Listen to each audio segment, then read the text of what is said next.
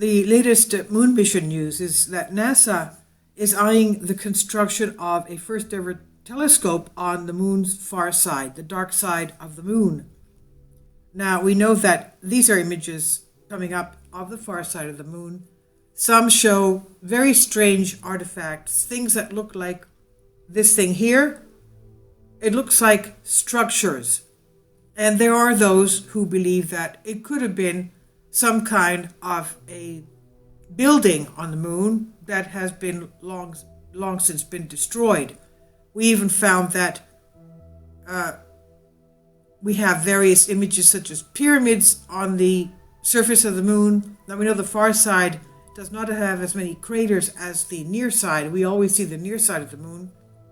The far side is always away from our eyes. But Apollo missions have gone to the far side of the moon, taken images. This is a very strange thing here. It looks like it's a constructed pyramid. It doesn't look as if it's a natural formation. But that's not all. Recently, China's images show that they also have found a shard on the moon, like this one here. And more to come. More images of very strange findings on the moon. So as things stand now, researchers are pitting their hopes on the telescope's super advanced lenses, and it will study the very onset of the universe without the process being disturbed by radio interference from our Earth. NASA announced a string of scholarships to support and encourage researchers to develop an array of projects, and among these is one to design the Lunar Crater Radio Telescope. It's to be planted on the moon's far side, and that would be tasked with analyzing radio waves originating from space. The super long wavelength radio telescope would collect and further amplify them to facilitate follow-up research. A moon-based radio telescope envisioned by the project is currently in its early stages. It would be able to observe the universe in wavelengths reflected by Earth's atmosphere.